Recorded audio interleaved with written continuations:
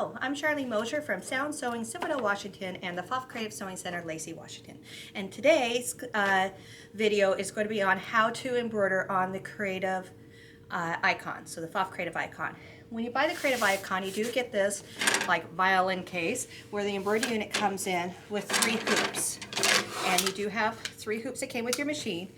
And then also you'll have hoop clips, and then I think they even have some, it's like a little thread starter thing. But what we're going to do today is we're going to show you the basic way to embroider and then show you some other things that you could do. And if it's not hoopable, if you are doing something that cannot be based in the hoop, those kind of things. So let's get you started by going over some things that you'll need. Okay, so some things that you're going to need is it comes again with 3 hoops. And so you have your first hoop, which is the PFAFF 120 by 120. Then you have what they call the Elite hoop, which is the 260 by 200. And then the new big one that came with your machine, which is the 360 by 260. So you do have other hoops that are available to you, which are fabulous to help you maybe not use so much stabilizer, or even if you are like the metal hoops allow, or magnet hoops allow you to hoop without having hoops that use magnets to hold it down, so for your quilting and all that. And then they have petite hoops, they have endless hoops, they have all sorts of hoops. Stabilizers are another thing that you always need when you embroider in some way. Whether you are doing just on a piece of fabric that you're going to sew into a quilt, if you're going to sew on the back of a jacket, on a towel, whatever. These are the standard ones I use all the time. So I always have tearaway stabilizer in both white and black. Then I also have what's called a instant water soluble. It looks like saran wrap. I mean, not saran wrap, it looks like interfacing, but it's instantly dissolvable when it gets wet. And so this one I usually wrap in plastic so that it doesn't get wet, because I have had one where I took outside running to my car and it was raining, and it was really fun to try to unroll it. So I usually have it wrapped in plastic. The other one is the water soluble that's more saran wrap like, and this one is usually used as a topper but also as a water soluble. And then I always have a sticky back, and this sticky back is a water soluble sticky back as well. So these are the stabilizers I like. Alright, what we're going to show you today is we're going to show you how to do an embroidery just on a plain piece of cotton fabric. We're also going to show you how to embroider on a little towel. Then I'm going to show you how to do a placemat that's already finished. I have 2 here, we only need 1. So on a placemat. And then I'm also going to show you, this is something that we carry in our store called Claudia's Creations. It's called Hocus Pocus. See, there you go, without that glare. And I'm going to show you how you can use templates by, let me open this up, so that you can use templates to show you how to place things on here, okay? And so I'm going to show you those 3 things directly on the machine today. So let's first start with just the everyday cotton one. So we're going to want the cotton, and then I'm going to want just plain tearaway stabilizer, and just one of my hoops. And I'm going to go ahead and select this hoop here. You know, I don't know what design I'm doing yet, but that's okay. Get everything else out of my way. And let me go get scissors, and we'll show you how to use the hoop and get it all hooped and ready to go. Alright, so what we're going to do is I'm going to take my fabric, put it aside, and I'm just going to hoop my stabilizer. So I'm going to come here and kind of lay my hoop directly on my stabilizer, so I can see how big I need to cut this, and go ahead and cut this. Okay, so when hooping, anytime you're hooping for your machine, you always want to make sure that the connector that connects to the machine is on the same side it connects to the machine. And so on this instance, it's going to be on the left-hand side. Okay, so with the clip on the left-hand side for the icon, we do have this latch down here. This part here is so you can loosen or tighten your hoops. We're going to loosen a little bit so that your inside can fall out. But you also want to spring this open so it comes out easily. So the reason why they designed it this way is once you find your tensioning for your fabric you're working on, whether it's a quilt or a towel or whatever, if you're physically hooping it, you only have to tension it once, and then you always use the clamp to close it and open it, so you don't have to keep turning the screw. It actually makes it so that this L screw in here doesn't get stripped as often. Actually, I haven't stripped mine yet, so in my prior system I used to strip it all the time. So when it was the old style. So we're going to take out the inner piece, just leaving the outer piece, still the clip on the left. I'm going to put my stabilizer right on top, and then put my inner piece to go and push directly in. And then I'm going to clamp it shut. Now, if this is hard to clamp right here, and you notice that you're pushing really hard, you want to stop.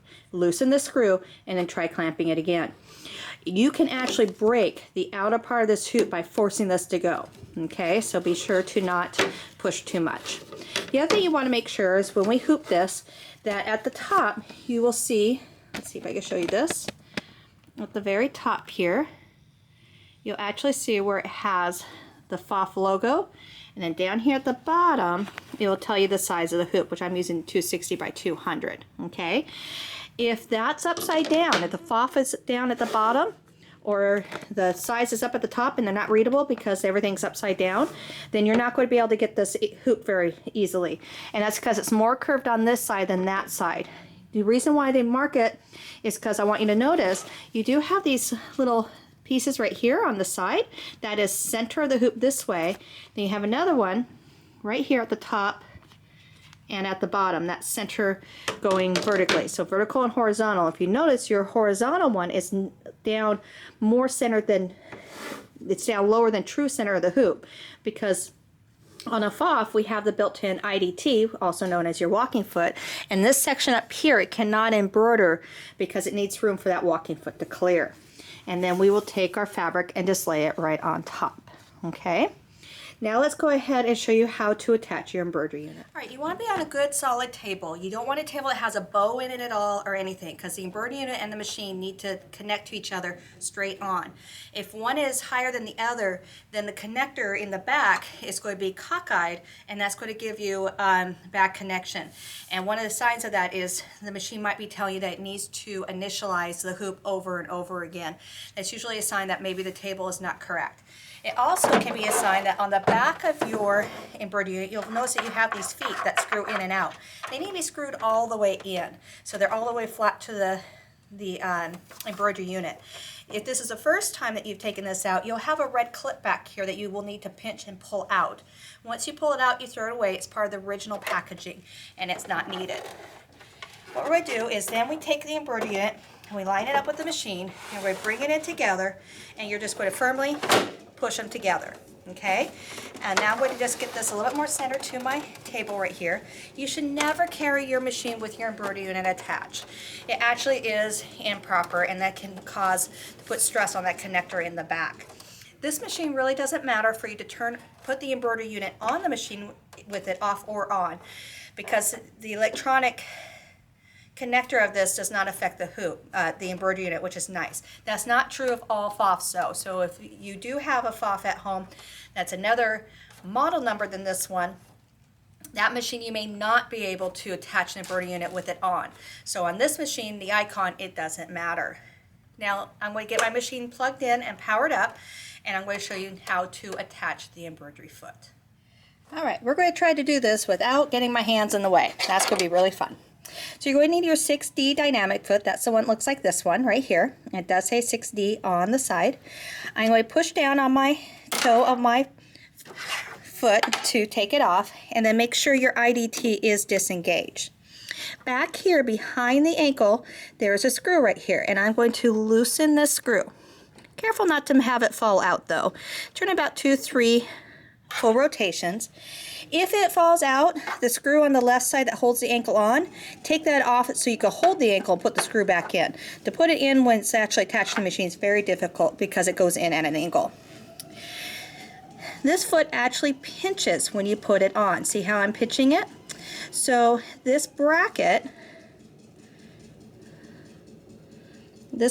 right here, no, come on, let's get, there we go. This bracket right here, so this top part right here, top of my finger right there, is going to go around the shaft of the foot, of the ankle shake. And then this metal piece right here is going to go in that hole we just created, and to do it we need to pinch it. So I'm going to come in from the back just so hopefully you can see this better, and I'm going to line that post into the hole I just made by loosening that screw. And then to push it in, I gotta pinch it to push it in. So I do it this way normally, but with my hand, I did it this way. So you have to pinch it to get it in. And then once you've done that, you're going to then tighten the screw in the back. Now it needs to be only a finger tightening. Do not use any kind of tool to tighten the screw in the back. That will damage the screw and also make it almost impossible to get it off. So it should only ever be pressure tightening. And then once that's on, let me go ahead and turn my machine back so you can see that this is now on the machine.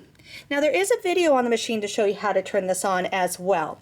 So let me get this set up for our screen, and we're going to show you a couple things there of how you can find that video. So when we first turn on the machine, and when we first turn it on, we told it that we want to go to start embroidery. Okay, so now we're in the start embroidery. Let me move this so I can keep my head out of the shot. There we go. And then once in the start embroidery, when the embroidery unit's put on, which I did cancel it, which I'm going to bring it back here. There we go. Is it wants to calibrate. Make sure that you have nothing in the way. So this area is completely clear.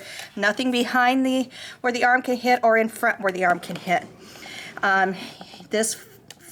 This arm needs to calibrate so nothing bumps it. If something bumps it, you might have to recalibrate again.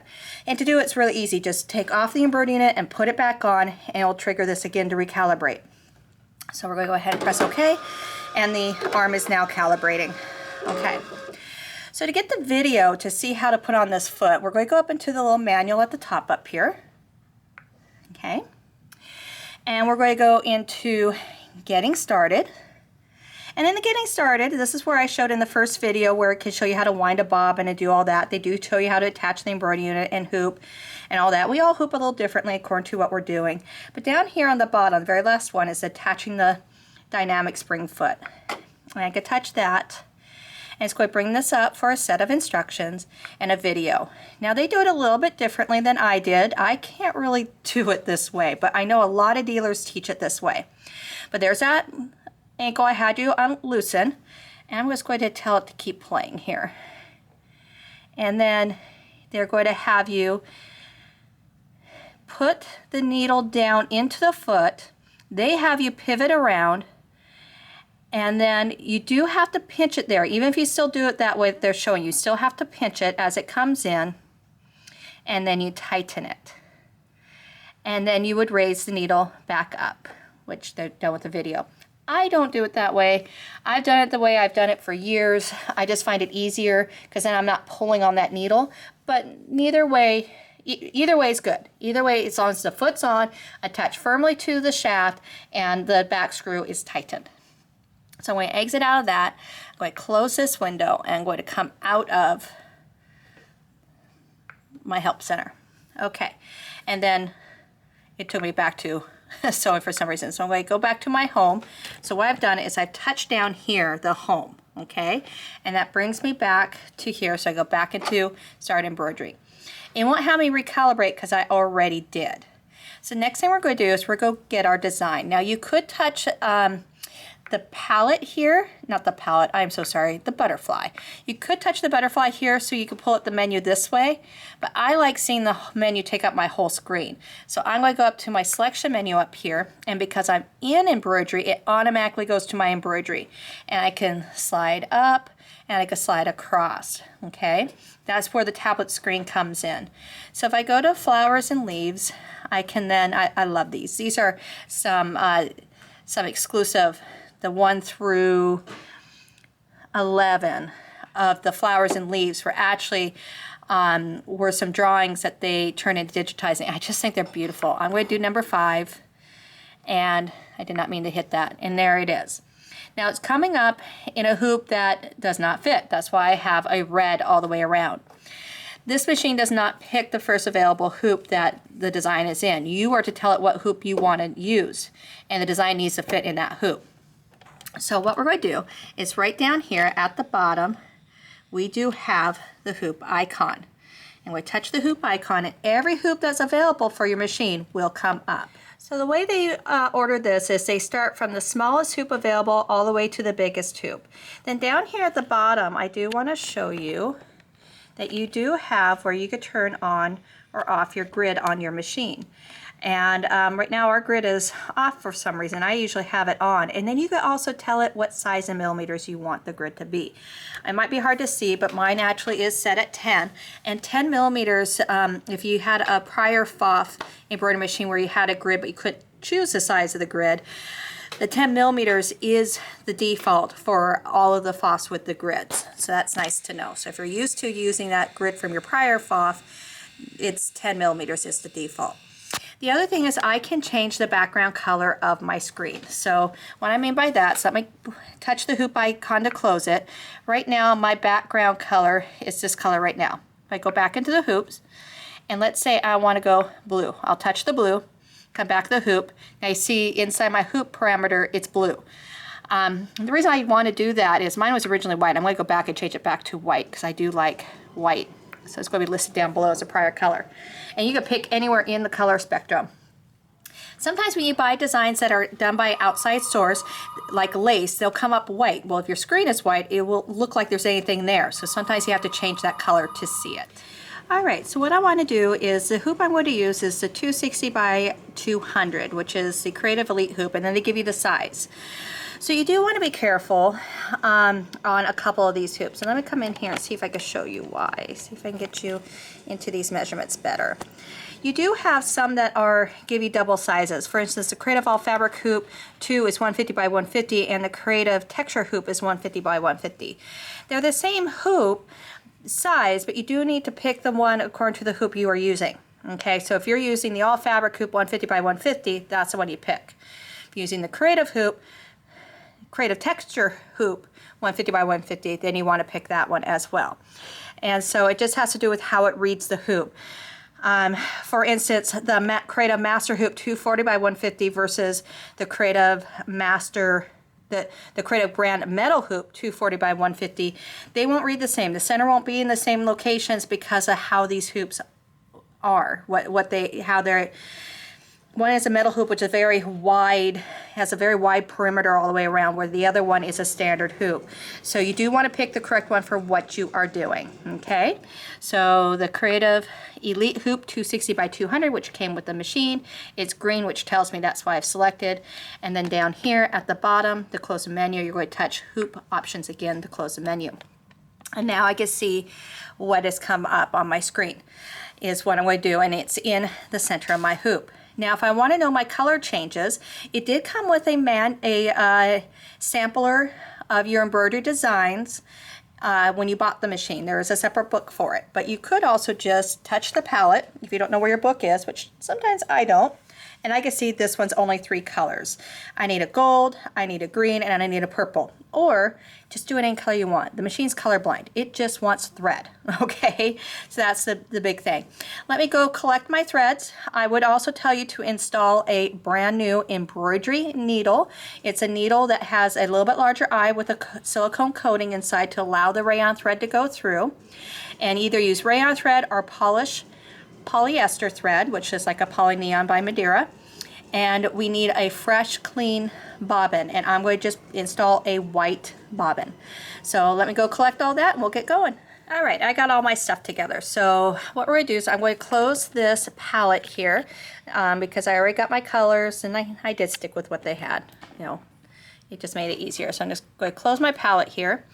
And then I'm going to come down here to the bottom here so we can show you some things down here. First of all, you have what's called Edit. This is your embroidery edit option in the embroidery edit screen, which is where we're at. So we're going to open this up, and it opens up this menu here. This menu will let us do quite a few things. First of all, I could zoom in or out.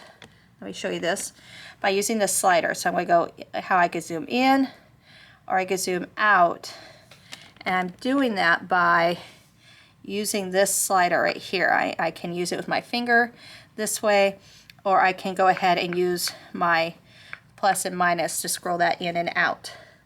The next thing I have here is this will allow me to move the design around in my hoop. So right now it is at 0.0 by 0.0. So this is the X and Y coordinate. So if I start moving these, so I can go up, I could go to the side, and it moves it by 10th millimeters at a time. Very fine tuned. If I want it back in the center, by just touching center, it will recenter it back in my machine. Now this, I call this the activity ball. I'm not quite sure what PFAFF calls it anymore. Years ago they called it that, and they probably have changed it many times, so I've always called it the activity ball. So this activity ball can change according to these icons on the side. So right now, the top icon, which is green, is your move. So when I use my up, down, left, right, it's moving the design in my hoop area. If I touch the next one, that halfway circle one, now it's rotate. I can rotate it 1 degree at a time or 90 degrees at a time by touching the center. Okay. I also, if I did not want to do that and did it by accident, I have this undo key here that I can undo and keep undoing till I get back to normal. Okay. And you have redo, undo and redo. The bottom one here for the activity ball, if I touch that, is your scaling. Scaling means it's going to keep the design at its same stitch count and make it bigger and smaller. And you could do that up to 20% bigger and up to 20% smaller. And the machine, the embroidery machine won't let you go more than that, because you're taking the same amount of stitches and you are making them bigger or you're making them smaller. So I can come up and make them bigger, or come down, make them smaller. The padlock in the middle is keeping it proportionate. So if I touch the padlock in the center, I can unlock that. And maybe I had a heart that I wanted stretched taller, but I wanted my width to stay the same. By unlocking the padlock, I can now control one direction versus the other direction independently, or just padlock it to keep it proportionate. Once I resize the design, or scale it, sorry, this is scaling, I have this icon that shows up on the right that only becomes available when I have done my scaling. It says 100. That is if you've changed this a lot and you're like, oh, I just want to put it back to normal. I don't remember where normal is. In the past, that would mean you'd have to delete design and go re-get it. Not this one. I could touch the 100. It'll take it back to 100% of its original size when you brought it in. That's pretty cool. I do love that added feature there. Up here are some more commands you have on the right. So the first one here, it looks like a piece of paper, is to duplicate. So if I touch that, I will now get 2. And see, and now I have 2 on my screen. So now I get rid of this one. So what I'm going to do is the next one I have next to that is trash can. So I have a green box around the extra one I made, and I'm going to touch the trash can just to get rid of that. And so the trash can was the next one to the scaling. Then I have mirror side to side and mirror up and down. Okay, so you can mirror this horizontally, vertically, or rotate it in any way you want. Now let's say I have computer software. Either I have the Sonnet Platinum, Sonnet, and I want to send this to my Sonnet software. So this would be like the silver, the gold, or the platinum, and I wanted to play with it at my machine. That's what this little airplane is. This little airplane is for me to touch, and right now it does not see my computer because my computer is not on, but it does see my other machines I actually have logged into my account right now, and it's asking me, do I want to send this to one of these machines? So I could send it to another machine, or I could send it to my computer, but my computer, I just realized, is in sleep mode, so it's not going to accept this. So I'm going to close this real quick, but if my computer was listed, it was on, it would have been listed. Next to the airplane, we have this butterfly and butterfly.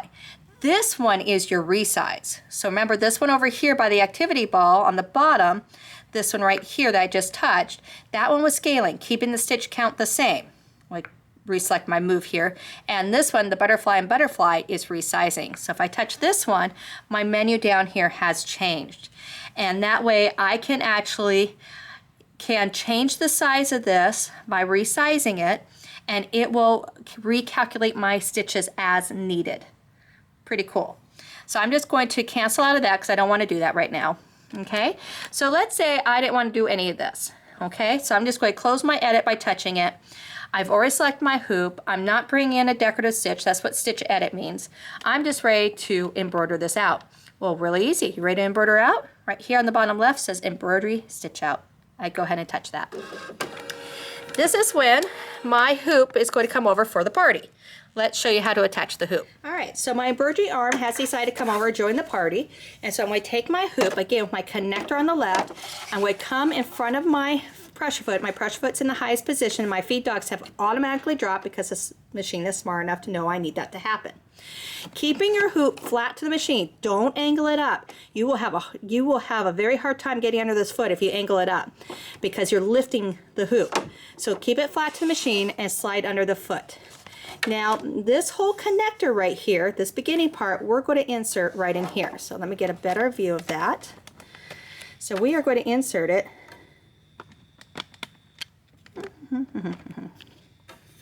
right in here. Okay, so I'm just going to get right in front of it. Okay, just like that, right in front, and just slide it all the way in, keep it flat, and it snaps right in. The next thing you're going to do is put my fabric in, which I did iron it. Now it's all crinkly and stuff, but that's okay. We're playing today, right? And I usually will do, if my fabric will allow it, we'll do a little light spray starch on there, best press or something, just to give it a little bit more body. I'm just going to lay that down. Now let's go over and see what my machine is asking me. Okay, so on my machine screen, this is my settings. And it is saying that I'm going to enter in my stitch out screen, and I had told it I'm using hoop 260 by 200, okay? The next thing is it's saying that I have my zigzag plate on. You really should embroider with your straight stitch plate unless you're using a wing needle or a twin needle in your embroidery.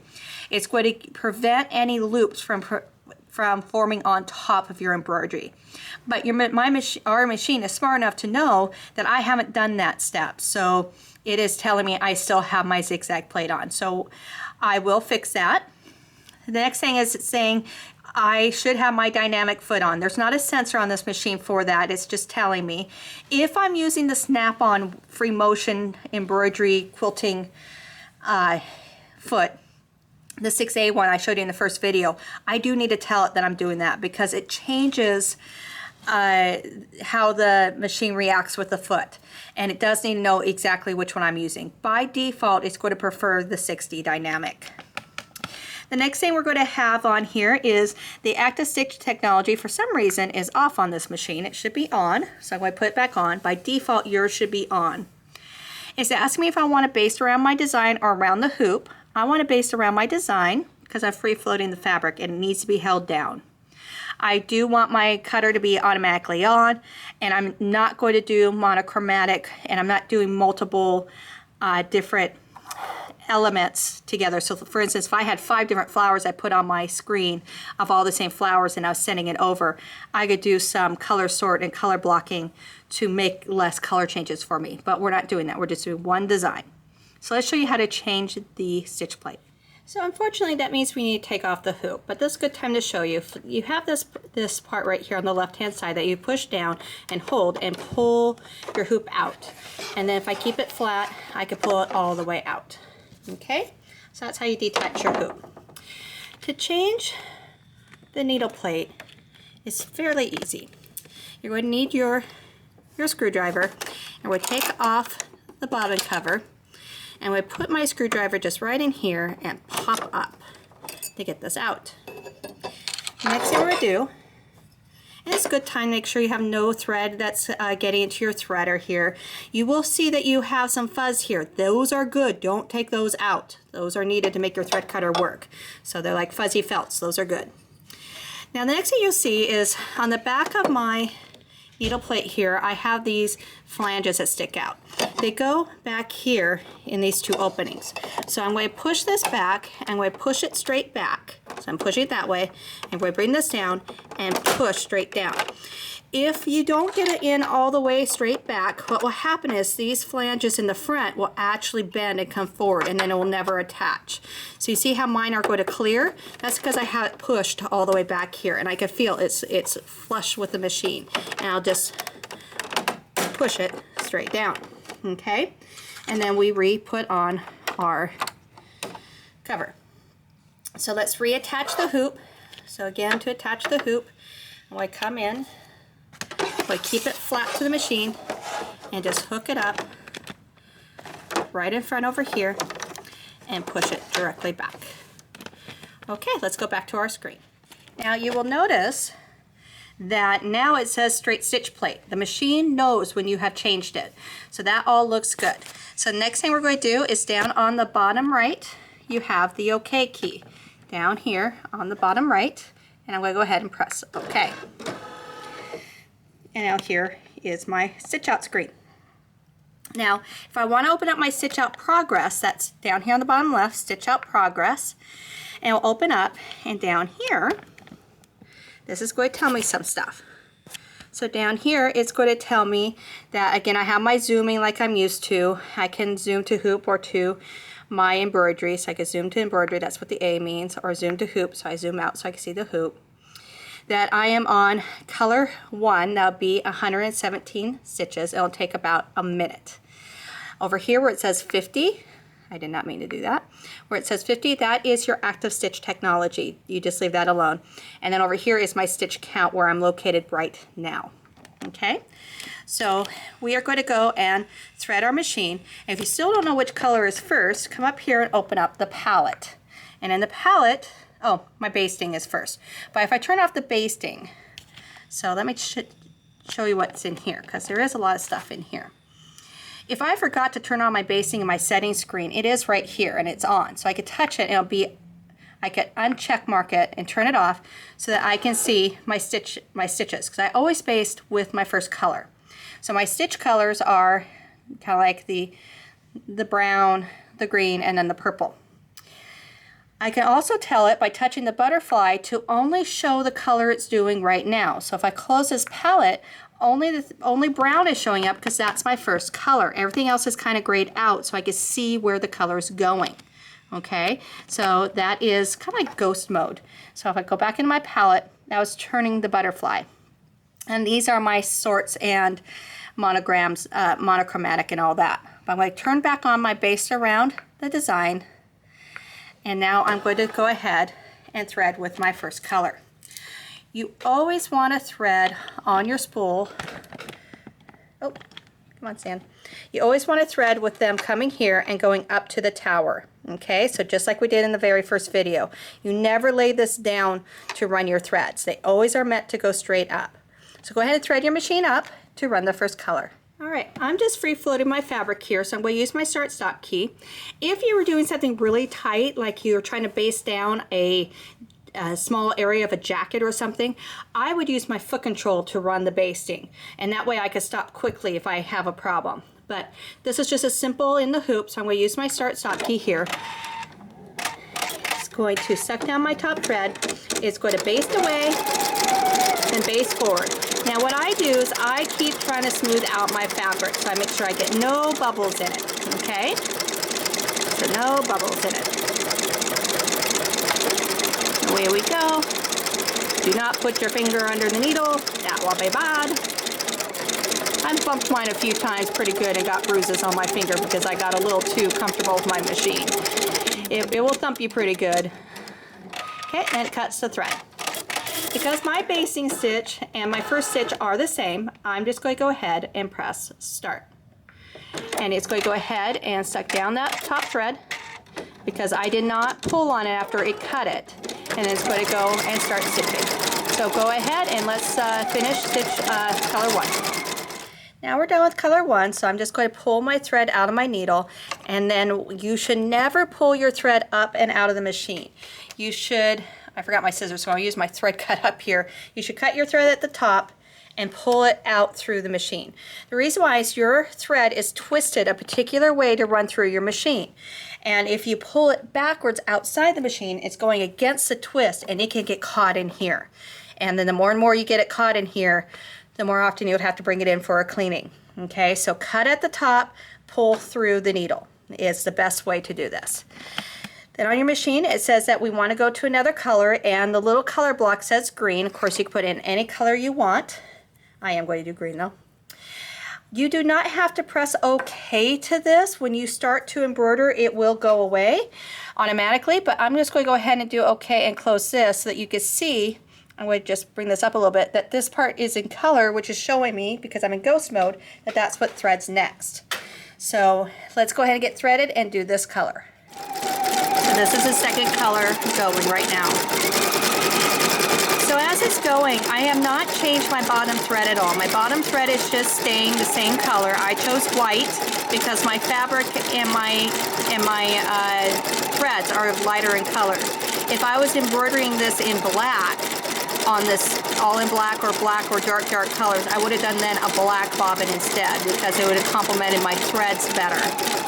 So that's the other thing, is you never have to change your bottom to match your top unless you're doing colored lace. And lace can be seen on the top or back at any time. And that's why you would want to change those. But other than that, you would keep them the same. The same bobbin thread all the way through. Now the machine is asking for color 3, so if you're doing the same design or a different design, just go all the way through till all your colors are done. You just keep following the steps of threading it up and press and go. Always remember to cut your thread at the top and pull through the bottom area. I'm just not using my words correctly at all.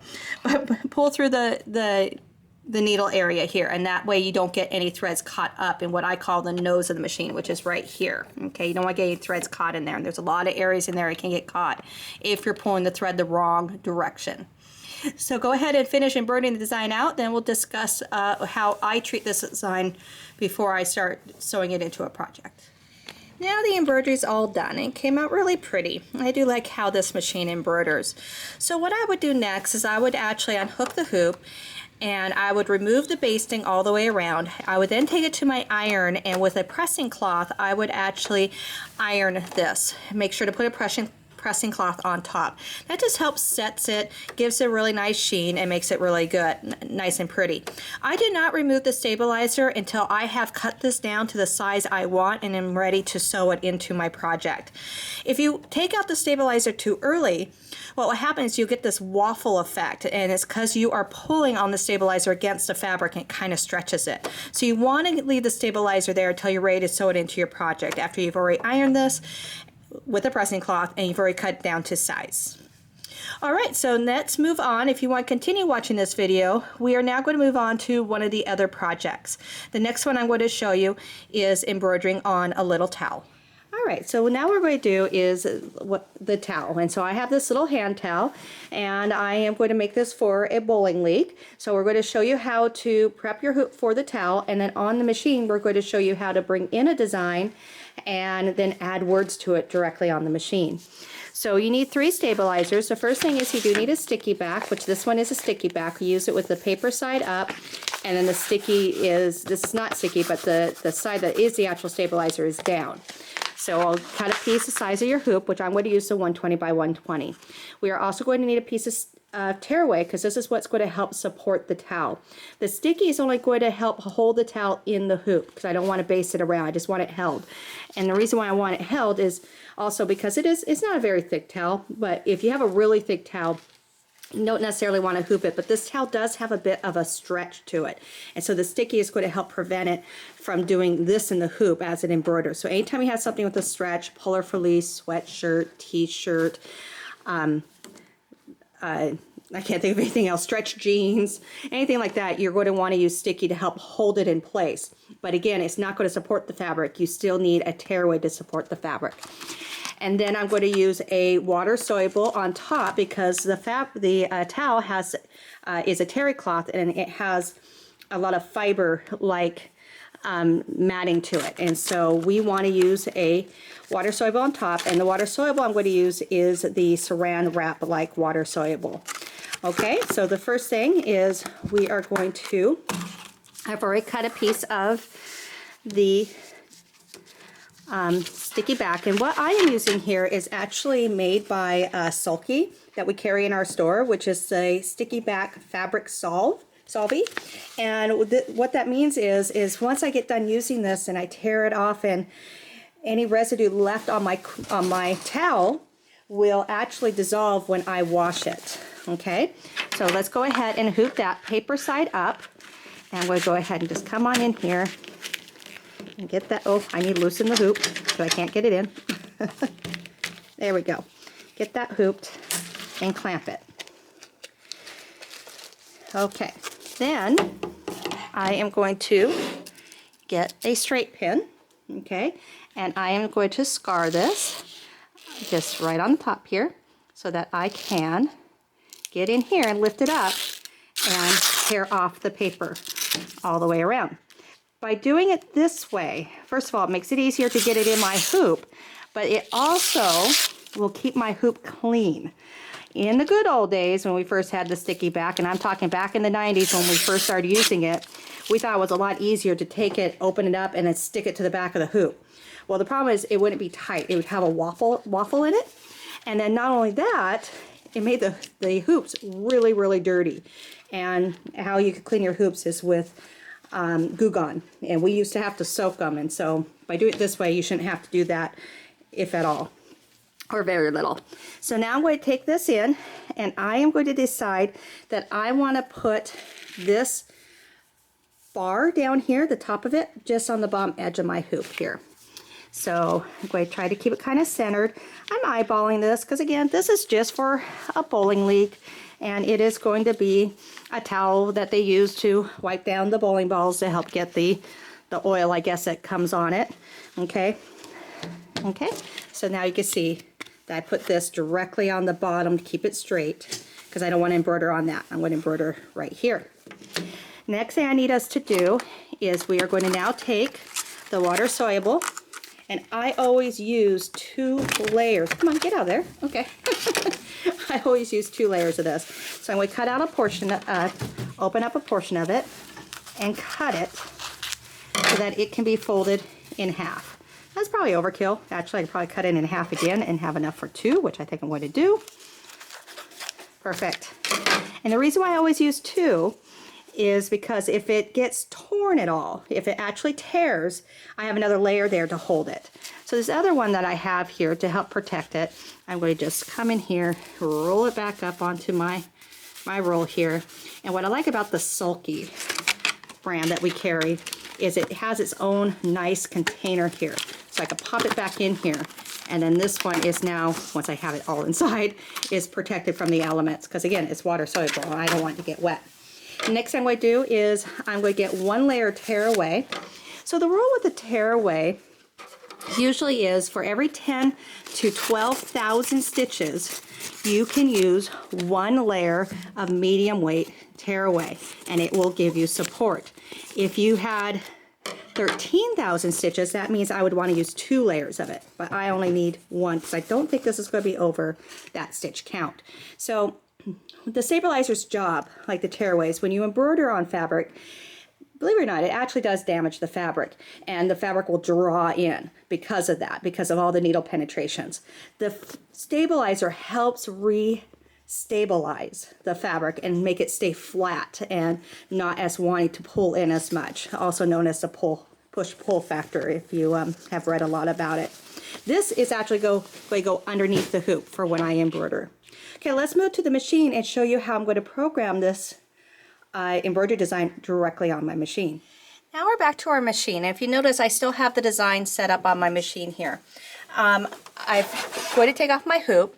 So what I need to do is I need to clear my screen. So if you're starting from scratch, you don't need to do this, but I do want to show you how to clear your screen when you're done with an embroidery.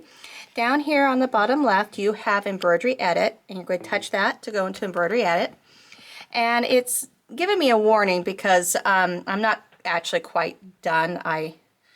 That's okay, but it wouldn't give you this warning if you finish the design. So I'm just going to say okay. I wasn't done because it's a new day and I had to pretend I embroidered, so that's why it's saying that to me. You want to get that message otherwise. The next thing I want to do is I want to do a quick touch to put a box around my design, and I'm going to do a long hold, no wiggle. Very important. What I mean by that is don't wiggle your finger because then it thinks you're moving it. So just do a straight hold until you get this dialog box. And then we will get this box that says a lot of different things on it that we could do, like duplicate, multiply, mirror by side, all that stuff. And we have delete and delete all. That's to clear our screen. You can do either one of them. Our screen is now clear. Okay? So now I'm going to go get my design, which I do have on a USB stick. I'm going to put my USB stick over here. I actually purchased this on the internet. And I am going to go into my selection menu at the top right. And then I am going to go into my file manager. And in there, you'll see I'm signed into my SewNet. That's another video that's going to be coming, and this is everything I have saved in my SewNet right now. So that will be coming later as a separate video. It's just too big to put with this one. I could go to my built-in embroidery designs, and they're in here by category if I choose to do them through the file manager, or I'm going to tell it I want to go to my USB stick. And on my USB stick, I have a design called bowling. So I'm going to bring that up. Now I want to make sure that I want to change to the hoop that I'm choosing to use, and I prepared the 120 by 120 hoop. So I'm going to come down here to hoop options, and it comes up with my menu. And on my menu here, I am going to select the 120 by 120. Remember, they start at the smallest and go to the biggest. So my 120 by 120 will be at the top. I select it, and then down at the bottom, you touch the hoop options again to close it. And there it is. Okay, so by me doing it in this hoop, because I do want to maintain that, keep this nice and tight, I'm kind of guaranteeing that I'm not going to make this too big, because this is the size, I don't want it bigger than this hoop. So that's why I'm doing it in this hoop. Could I do it in a bigger hoop? Of course you can, but I'm designing this in the machine and want to make sure I keep it nice and tight. So the name of the bowling group that I'm embroidering this for is Ladies Night Out. Okay, so I'm going to put ladies on the top and nights out on the bottom, or ladies night out. I wonder if it's plural or not. I'll have to check that. So what we're going to do is, on my quick picks over here on the side, I have the letter A. That is for my fonts. I'm going to go ahead and pick that, and it goes right to my fonts. And these are all the fonts that I have available in here for embroidering. Then over here I have stitch fonts if I want to do my sew out fonts instead.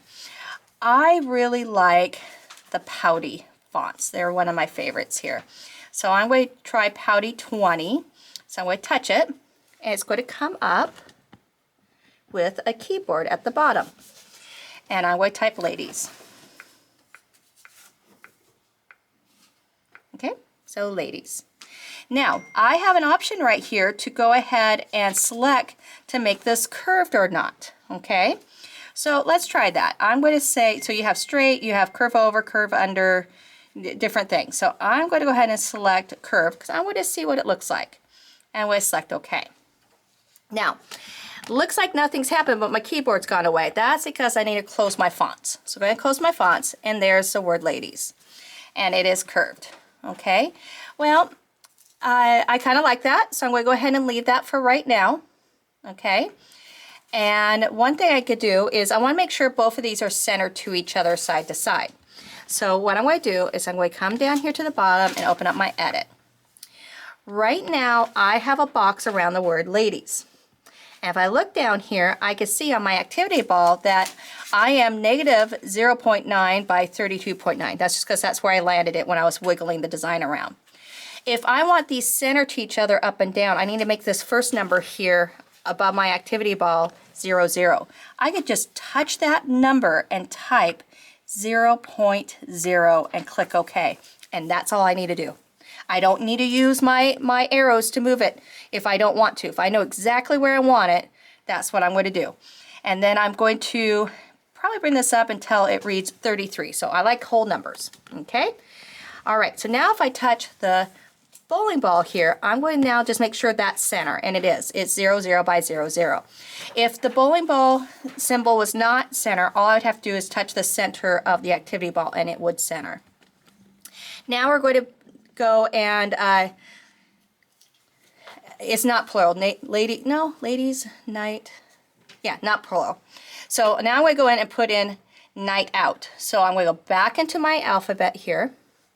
I am going to scroll up to get the same alphabet, and I'm going to type night out. And they spell night as an N-I-T-E.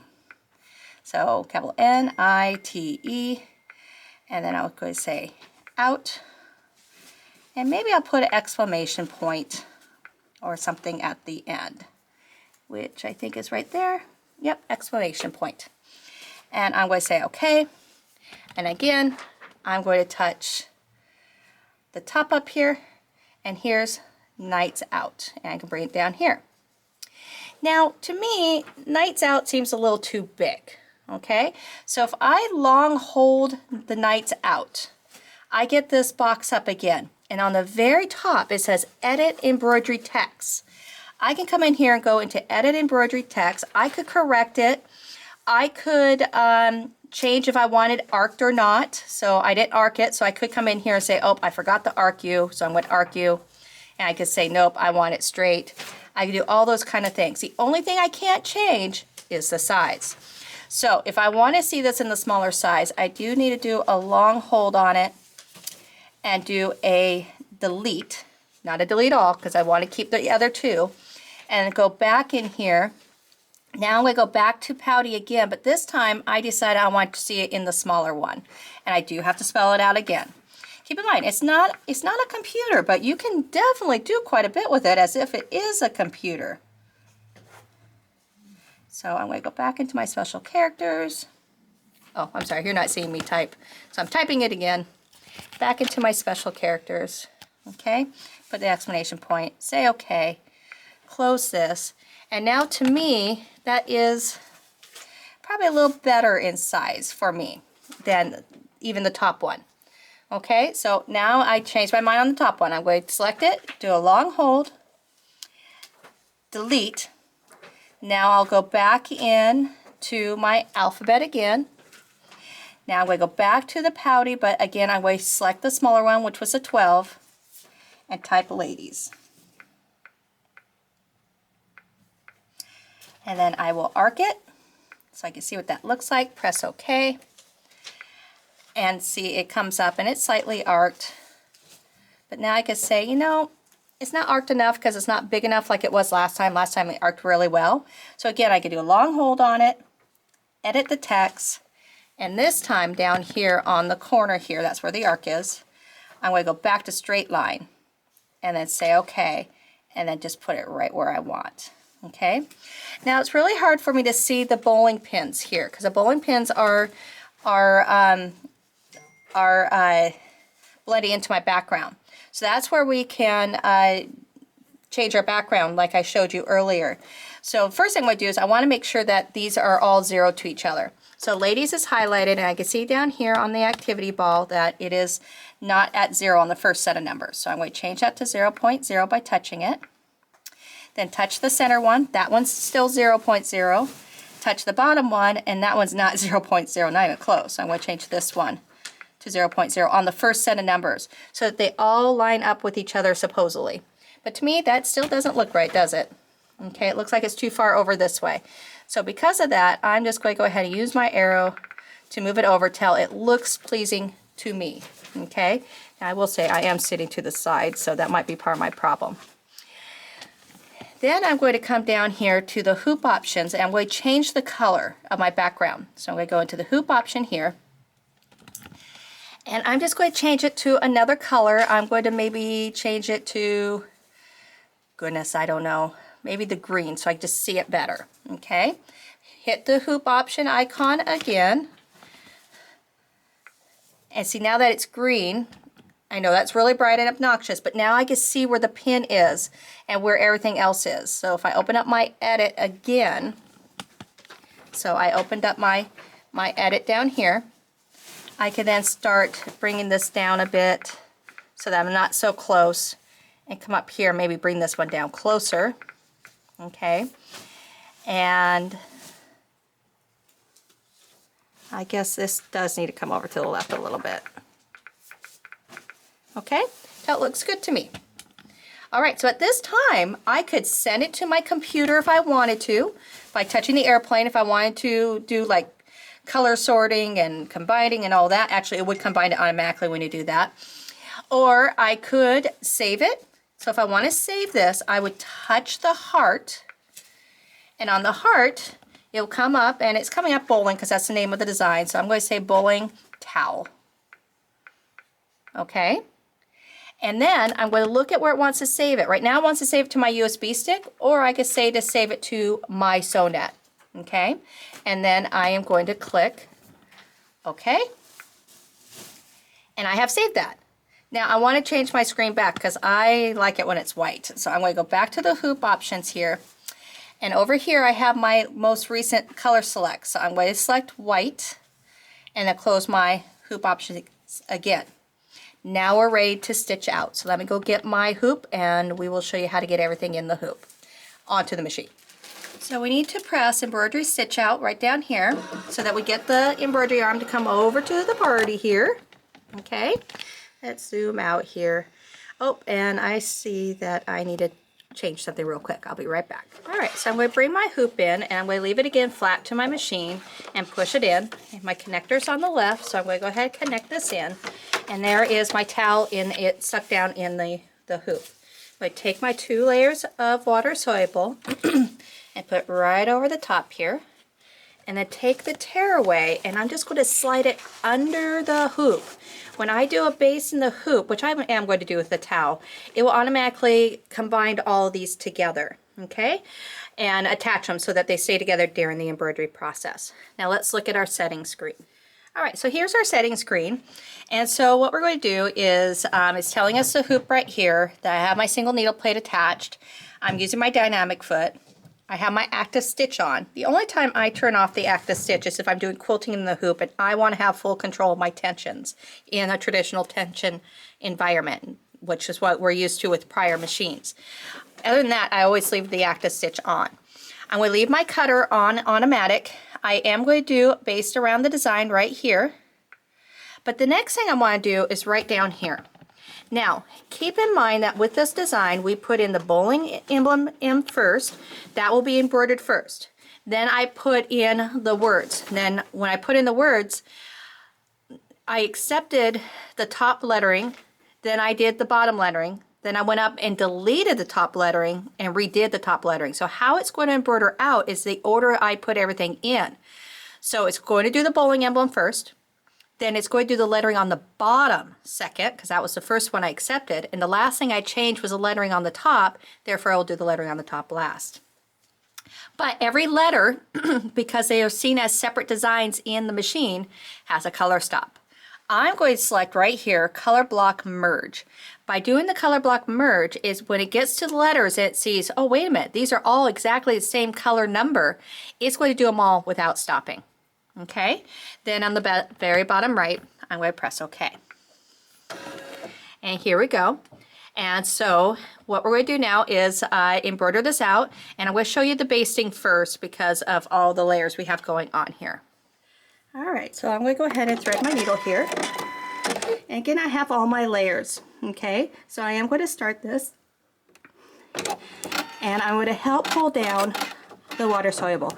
The tearaway underneath is already caught. As soon as it starts stitching, it's already attached. So it's this one we want to try to keep smooth so we don't get any kind of pinch or anything. We want nice and smooth and tight, okay? And so that looks really nice and good. And now we would just embroider just like we normally would, okay? So I'm going to get this one done and show you the final project. I'm not going to show you every step because I already showed you how to embroider on the first part of this clip, but then I'm going to show you how to do something like maybe a placemat where you don't want to base in the hoop because you don't want to leave permanent holes. So let me finish this one and we'll show you the next.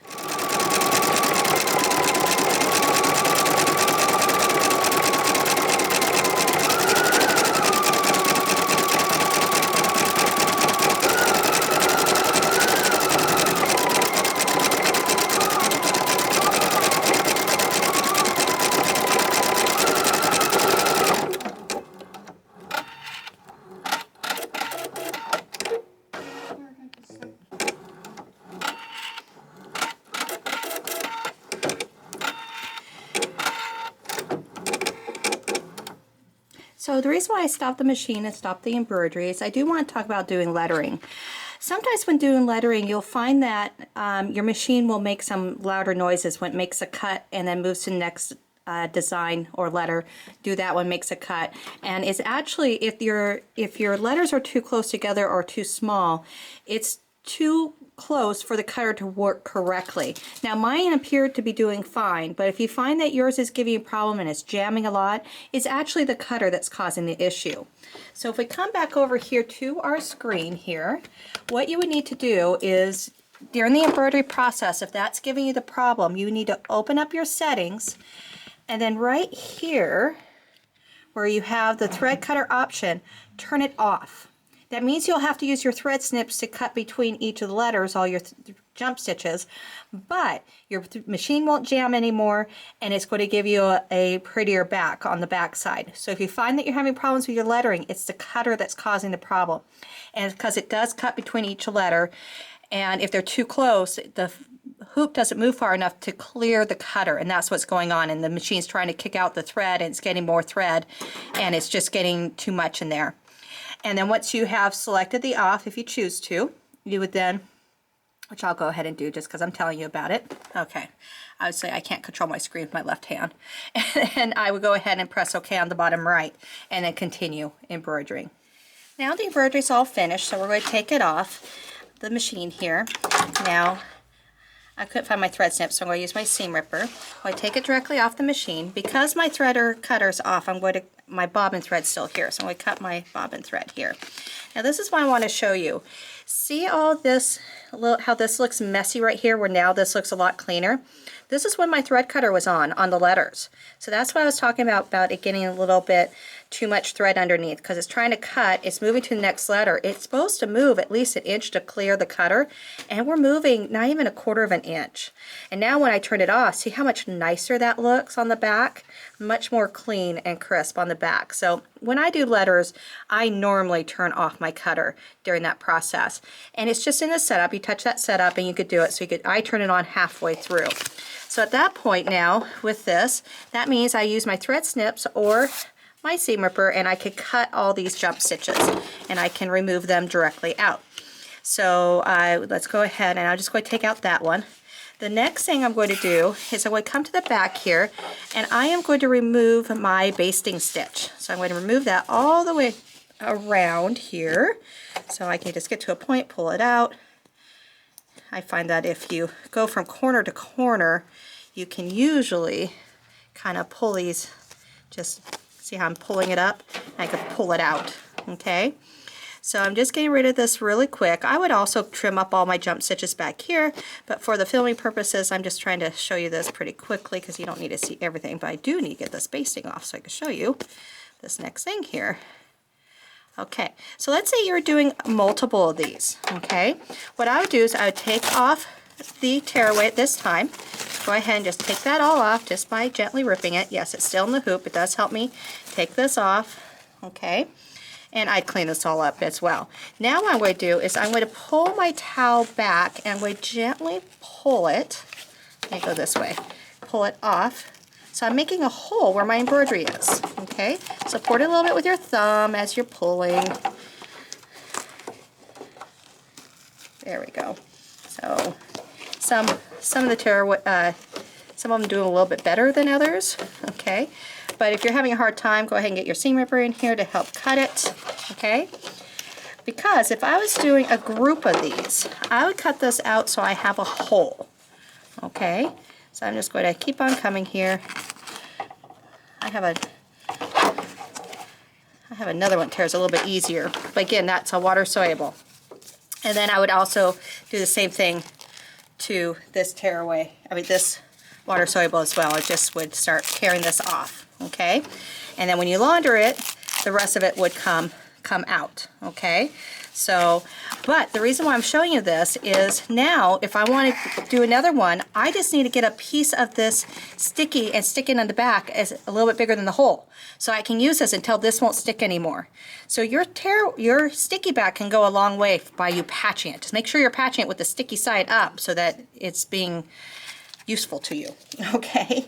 I did it once thinking I was being so smart and I put the sticky the wrong way. But then here is my ladies' night out. The next thing I'm going to show you is we are going to do a placemat. And on the placemat, I don't want to do a basting in the hoop because I don't want to leave holes in my placemat that I have purchased. But I do want to make sure that I line it up in a particular way. So I'm going to show you that next, which will be the first part of learning precise positioning. All right, so now we're done with the ladies' night out towel. So now I'm going to go to these placemats I had talked about, and I have two here. I really only need one right now. So I have gone to my book that came with the Creative Icon. I talked about it earlier in the video, Creative Icon Embroidery Collection, and I was going through and I found this design right here.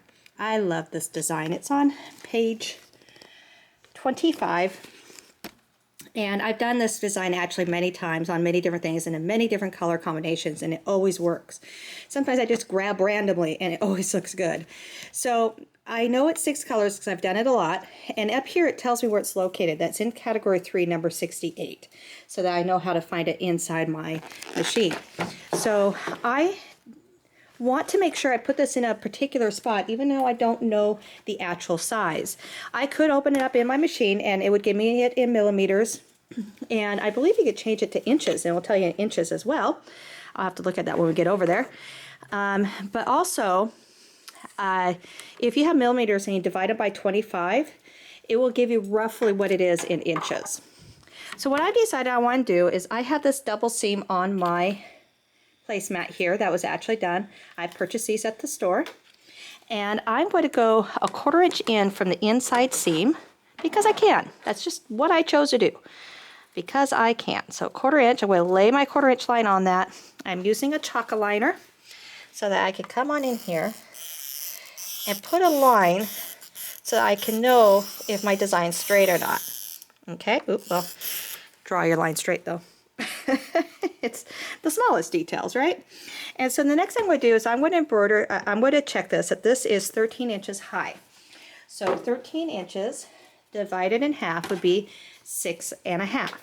So I'm going to come with my other ruler here, and I'm going to put my 6.5 down here on the bottom of my ruler, on my placemat, and I'm just going to draw a line across so I know where the middle is.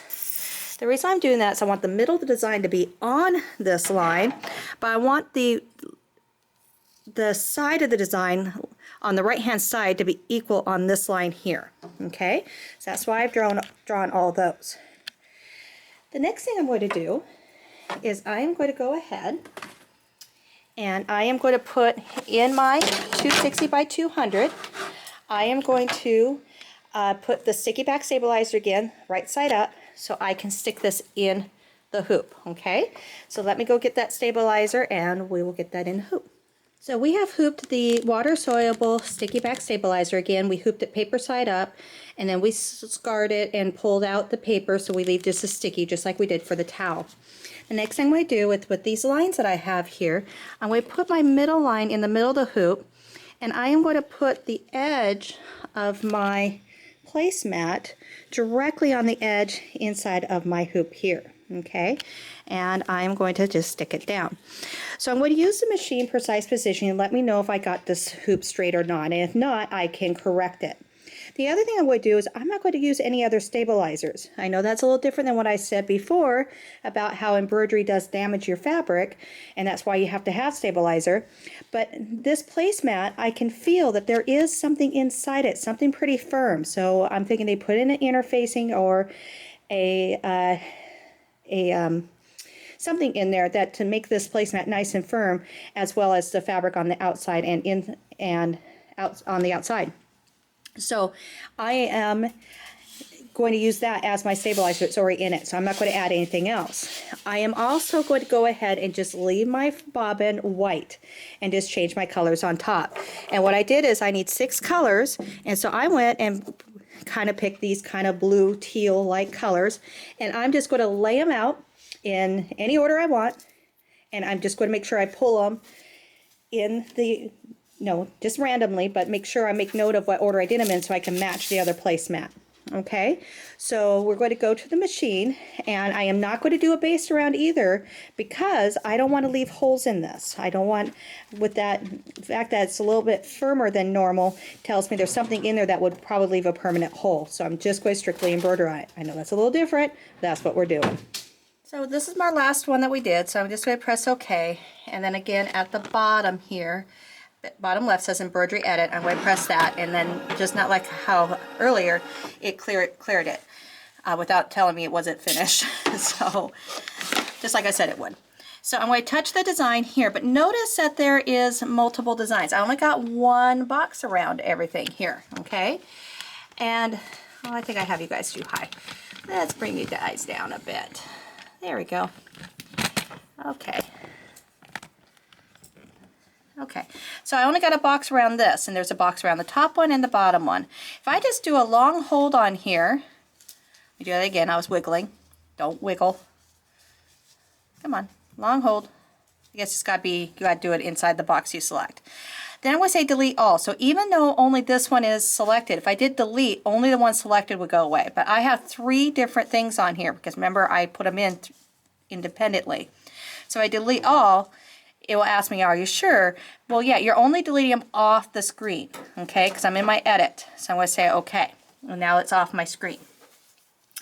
Now, on my book on page 25, remember on here, this was the design we're going to do.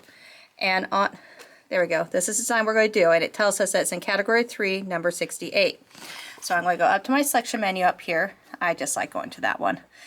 And I'm in number 3, because that's the, you have signature as the first one, PFAFF Creative, flower leaves. So you do kind of have to count the categories, but I'm in category 3, and I'm going to scroll up until I find 68, which is right here. I'm going to do a long hold, and there it is. Now remember to change your hoop by hitting your hoop options, and the hoop I'm using this time is the 260 by 200 Elite hoop, and press the hoop options again to close it. And there it is. The next thing I have done here is right down here. Like I said, I just randomly laid them out, and I made note of them so when I make my second one, I know what order I did them in. Okay? All right. All right, I've pressed embroidery stitch out.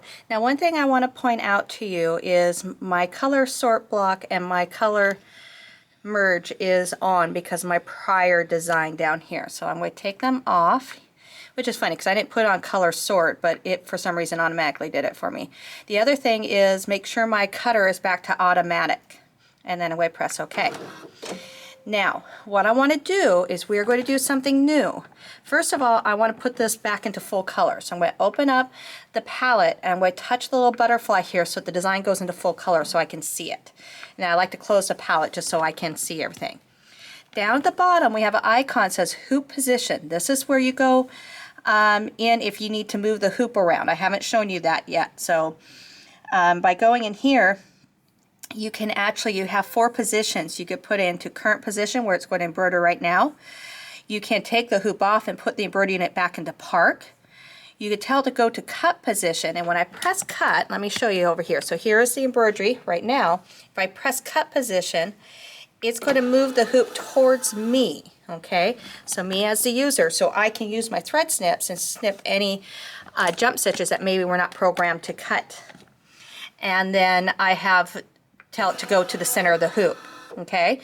If you close this and forget to put back to current position, it doesn't matter. When you start embroidering, it'll go back to current position. So I wanted to tell you about hoop position. The next one is right down here, and this is called precise positioning. And I love the fact they're not symbols anymore. They're actually using words. We can read what we want to touch. So I'm going to go into precise positioning. So precise positioning is going to allow me to position this perfectly to my where I want it in my placemat.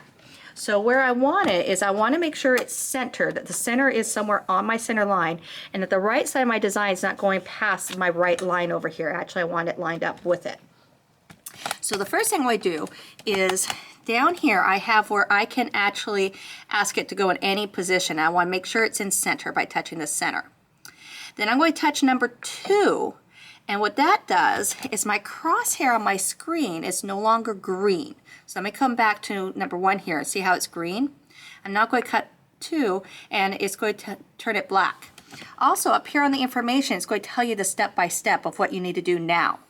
So what I'm going to do is I'm going to bring it back over here, and using my activity ball, I am going to make sure that this is lined up, raising and lowering my needle, to make sure that this is lined up directly on my line. So I'm using my activity ball to come back down a little bit so I could try to get this on my line. I came down too far. Don't hold the up and down arrow too much because it will move it really fast. So if you're used to precise positioning on another PFAFF machine, you'll notice that this one moves a lot faster. Okay, so now my middle design is here. But now I want to make sure the edge of my design is on the right. So what I'm going to do now is I'm going to come back over here. I am going to stay in position 2, and I'm going to tell it to go to the top right hand corner.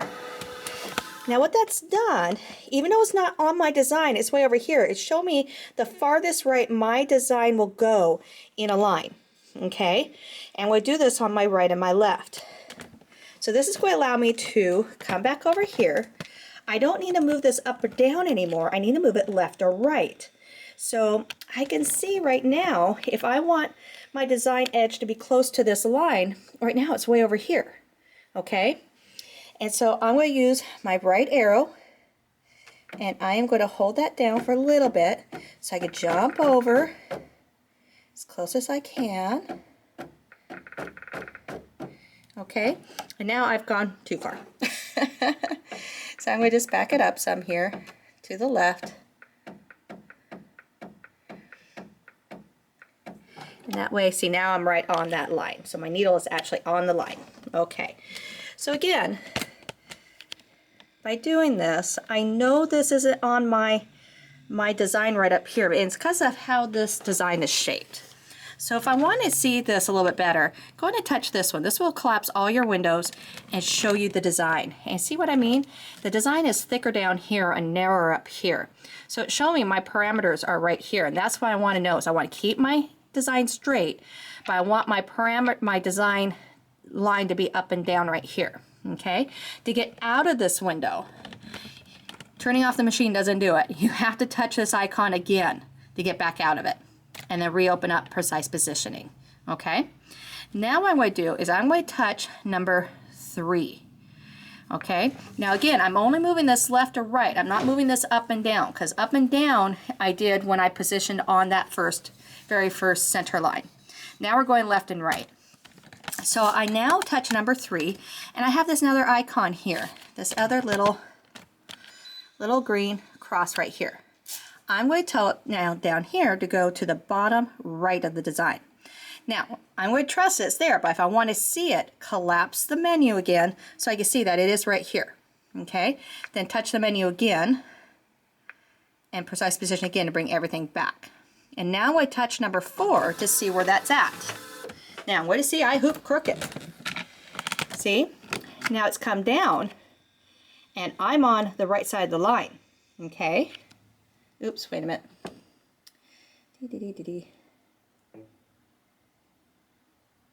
Hold on a second. There we go. That I'm a little bit on the, well, actually, no, I'm now just right. For some reason, my crosshair had moved. But I'll move it just a little bit. So I do need to rotate it a little bit, just a little bit this way. Okay, so I need to come this way just a little bit. So I'm going to use my activity ball, and I'm going to start rotating it. And I'm going to go to the left to see if it's going to the left. Nope, it's going to the right. I'm going to go to the right to go to the left. I don't understand why that is. So I got to get back to 0. I'm going to 360 here, or 0. Okay, so I'm back to 0. I'm just going to come over just a tad bit more, because again, what I'm doing is I have anchored my design up here. So my design is, let's see here.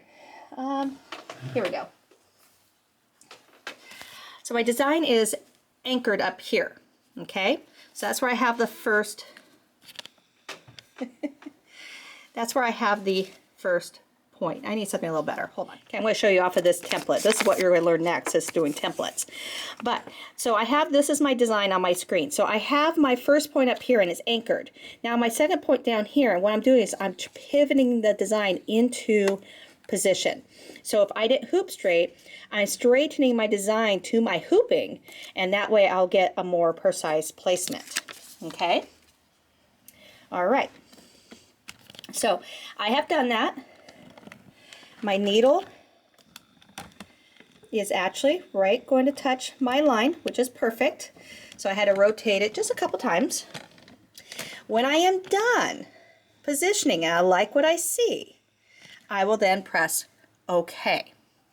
If I'm really confused and I've just got it all out of whack and I'm not really sure what to do, you'd press cancel. It will cancel out everything and you can try again. I do have on our YouTube channel, and we're getting ready to move it to our website, but you can always find it through YouTube, is I do have another precise positioning video I did, which was a quick precise positioning video that gets a little bit more I think a little bit more detailed, if you will, because you can see things better. But it's still the same idea. You find a point you want to line up, you lock it in, and you move that point. So when you're on position 1 and 3 of your precise position, you'll notice your crosshair will be green, and that means you can move the crosshair anywhere you want on your screen, but your hoop won't move. It's not until you touch 2 or 4 that it will move. And if you do them in order, you do them 1, 2, 3, and 4. Okay, and remember to watch your information up on the top left. It'll tell you more. Okay, so at this time, I'm just going to embroider this out. No basing the hoop. I'm just going to go through and embroider it out with just the sticky back stabilizer. All right, I decided to show you something else that you guys should know about. This machine also has what's called a save state in it. You can have one at any time in the machine. You can never have multiple of them. And what it does is, let's say right now, see I'm on color 2 right now of my design, but let's say I have to stop. It's too late, I got a phone call, whatever the reason. I have to stop and I don't want to leave my machine on, obviously. I want to turn it off and go do what I need to do. So what we're going to do is we are going to do what's called a save state. Down at the bottom of the screen here, we've used this key before, but we were in the edit screen before, is we have this heart directly down here on the bottom left of the machine. We used it when we did the ladies' night out bowling, and when we did that we were in the edit screen, and that was to save the design we had created. Well, now we're in the stitch out screen, so by me pressing this, it's going to come up on my screen and say, please confirm that you want to save current state. Previous save current state will be deleted. That's what I mean, you can only have one at a time. I'm going to say okay, and it's going to save it. What that means now is I could come over here and use my scissor cut my thread, take off my hoop. Okay, so I've just removed my hoop, and I come over here to the right side of my machine, and I'm just going to turn it off. Now, this could also work if you had a power failure. Maybe you're in a class or you're sewing and something happens and you've lost power. This will happen immediately when the machine loses power. You'll get an immediate save state without you having to do anything, which is called a power failure, which is also a really nice, cool feature for us to have. I do know some people use that as their save state. They just switch off the machine.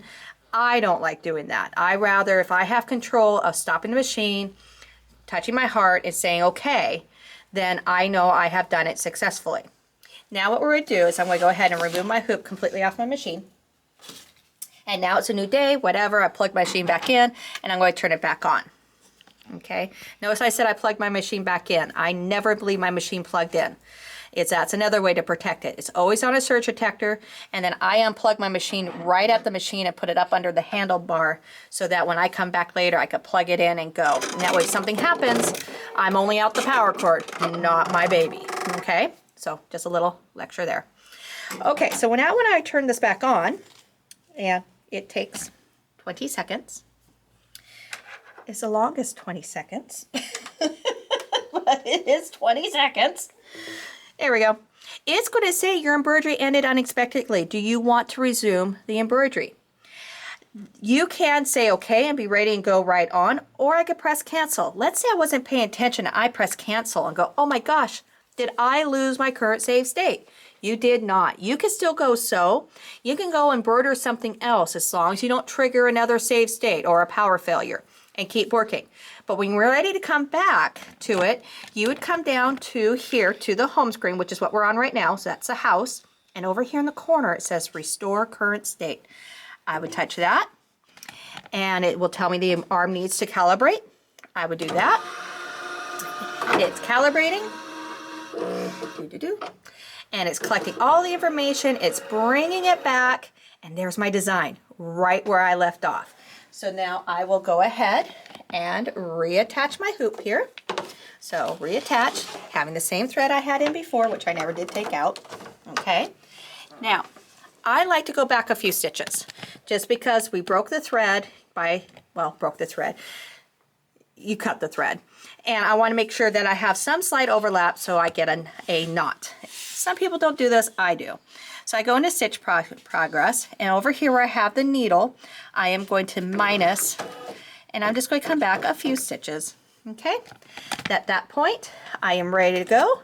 So I'm going to come back to my machine. I'm going to go ahead and hold this tail because I did make a long tail. Press start. That way I can pull my tail once it cuts. That way it doesn't suck underneath because it's too big. And there I go. I'm continuing on.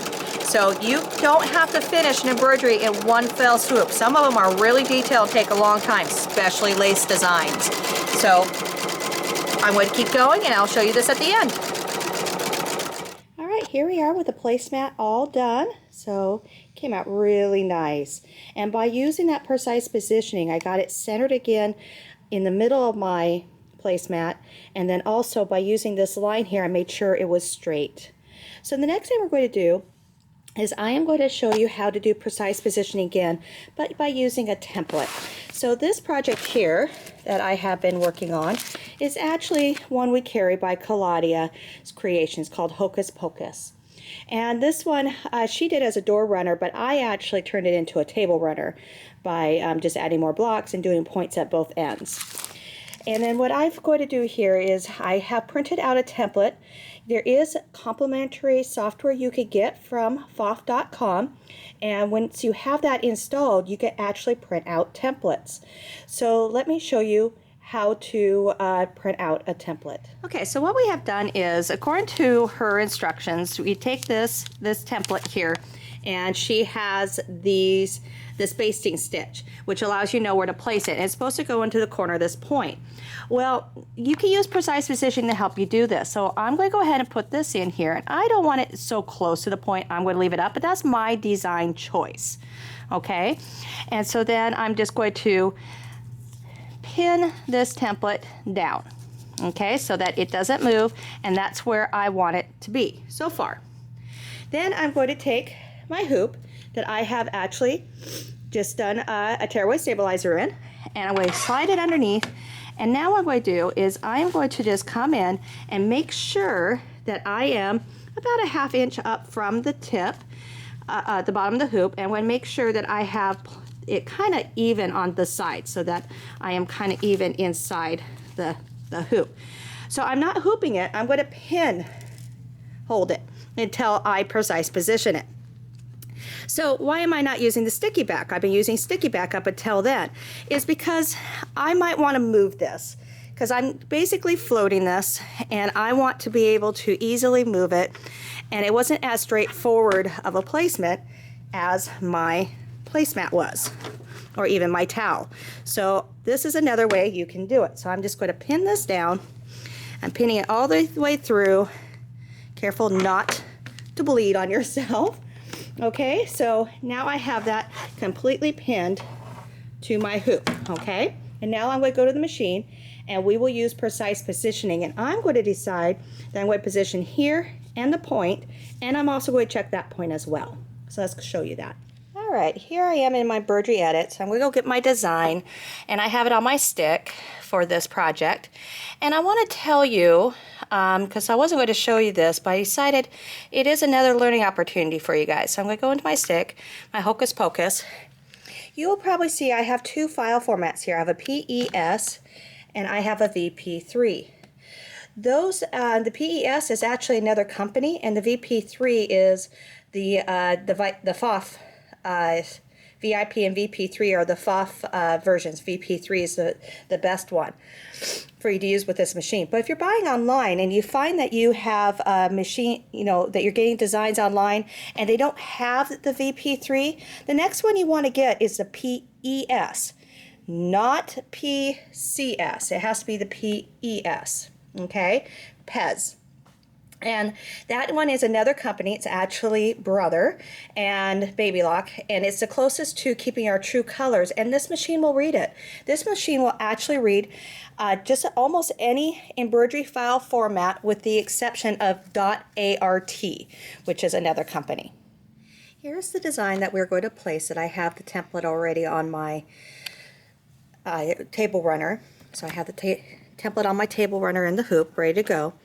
And on this pattern that I got from Claudia, this outline one is not what we're going to embroider. It's the parameters of where to place this in the point. So what I have done is I have put my template on of where I want this to be. And I have decided that I kind of want this to be just a little bit up from the point. So I do have it a little bit raised because I decided I don't want to have my candy corn right on my seam. So that's just a preference, that's just a choice, which, you know, it's my project, I can do that. So what I'm going to do is I'm going to go into precise positioning and I'm going to check these points to make sure it's exactly where I want with my template placed there. So we're going to come back over here, and down here we're going to go into precise positioning, and I am going to close this menu. Let me show you that again. So what's going on is in my precise positioning, all this stuff is in my way. It's seeing where my crosshair is currently. So by me collapsing the menu, I can see my whole screen here, and on this screen I don't see all the other gobbledygook icons that you can see, and I can see my crosshair is at stitch 1, which is where it's at the point according to my screen. So if I come back in to collapse, open up my menu again, go back into precise positioning, which you are in, it's just I want to reopen up the menu. I have over here, I have some zoom icons, okay? So I have zoom to design, zoom to hoop, or zoom to crosshair. I'm going to say zoom to crosshair. And now I can see all the way in that I am close to the crosshair, but I'm really not on it. So that's why I go and check this, because you're supposed to be on that crosshair, but it so happened my crosshair was not on that first stitch. And that could have been me playing with the screen, touching the screen, because you can actually see I can move that anywhere by touching the screen. Okay, so I would want to get it really close again and use my arrows to fine tune it to get it right on to that crosshair. Okay, so that is what I have done. Okay, I know it's really hard to see on this. But now I am going to come down here, and I'm in number 1 to be able to do that. I am now going to say go to 2 and show me in the hoop where that's at. I come over here, and right now where I am hooped, it's going to put that right here. Well, that's not where I want it. Okay, so I am now going to move the design on my hoop to get this right where I want. Okay, so I'm bringing it down so I can get down to right where I want. Now I have a problem. If I come back over here and look on my screen, my design is off my hoop.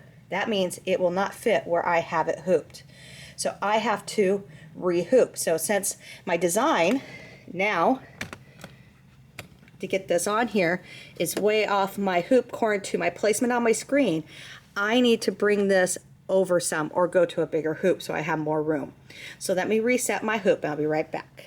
Okay, actually I had a different problem going on and I didn't realize it till I turned it off. What had actually happened is over here on the side I had my camera bag right here. Okay, and what happened is when I initialized my hoop, when I first turned on the machine, it hit my camera bag and couldn't go all the way over to initialize. It was over about 1 inch, and it threw my hoop off. So that's why I was talking about earlier in this video, is to make sure there's nothing in the way of this arm, because if it bumps something, it can throw off the calibration, and that's what happened. So I didn't rehoop at all.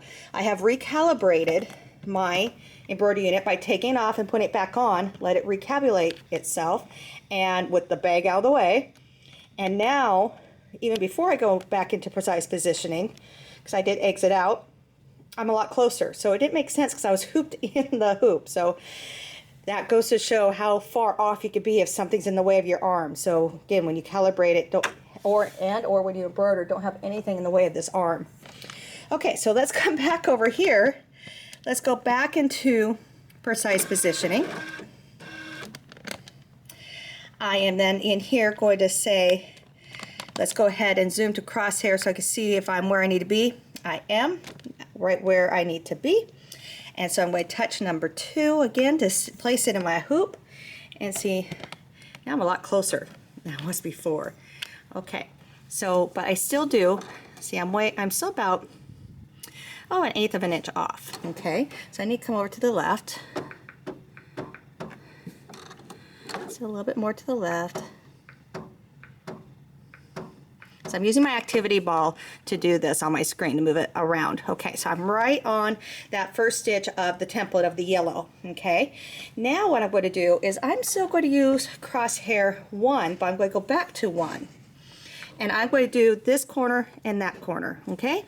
All right, so on my screen here, since I said I'm going to use those other 2 points, what I'm going to do is I'm going to come back out here and I'm going to tell it to go back to 1, because I'm going to use this point again, because now I want to check those 2 corners to see how straight I hooped. And I am going to come to this middle zoom right here, the first one, zoom to design. So I'm zoomed out to the design right here, so that's what it does. Zooms to the design, versus if I did zoom to hoop, which is the middle one, it'd come out to the hoop. Zoom to crosshair would go right to the crosshair. So I'm doing zoom to design so I can move that crosshair up to this corner up here. And once I get it close, even if it looks right on, you still want to come in here and do zoom to crosshair so you can see I am really not on. Okay, so I really wish this wasn't yellow, but fine tune it with your arrows here. Okay, and then so I fine tuned that to my arrows, and now I will press number 2. So now we'll come back over here. So strange when I sew at home to not sew with a camera anymore. I'm getting so used to doing this now. But see, even though I had that point on, I'm way off over here. So what I've decided I'm going to do instead is I'm going to move this to put this right on this point, which means I'm not hoop straight, which I kind of figured I wasn't.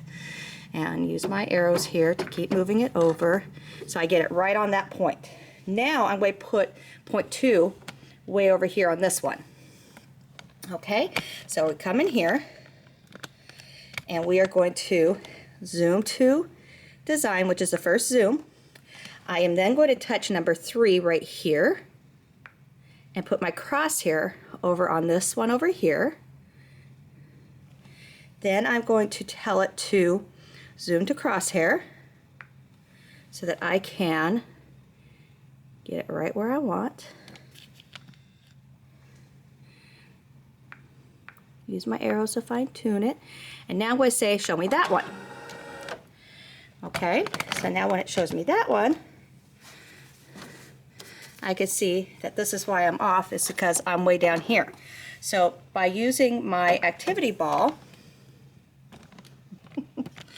I am going to go, I want to bring it up, so I'm going to go to the left to bring it up. Okay, so I'm going to the left here. And I can see as I do that here, it's swinging it into place. Okay, right there. Then I'm going to go back to position 2 on my screen to just check this one. So that one's there, that one's correct. Go to number 4, which is the one I was just at, and that one's correct. Yay, so these are right where I want them. So now what I'm going to do is I'm going to take off my template, because I know this is now where I want it. I am going to, on my machine, go to zoom to hoop, which is the middle one here, and then I must press OK. I got to press the OK to say I want to keep my changes. It's inside my hoop just fine. Okay. I am going to open up my palette up here. In my palette, I am going to go ahead and turn on my ghost, so it only shows me the color it's going to do at a time, and my baste. And we based around design and said OK. Okay, so now I'm going to go ahead and embroider this out, and I'll show you how well we did at the end. All right, so now that we are done, I would just move on to my next piece, which I would grab my next template, which is going to be a spider, and I'd position him off of the hocus pocus according to the pattern. And I'd just keep going. So this was a beginning to somewhat intermediate, starting you on your embroidery of your creative icon. There was a lot of information in this. I would encourage you to watch it again because sometimes I've been told by some of you guys that you have to watch them twice to pick up all the information, but it's always here for you to watch as many times as you want. And I will see you next time in another video.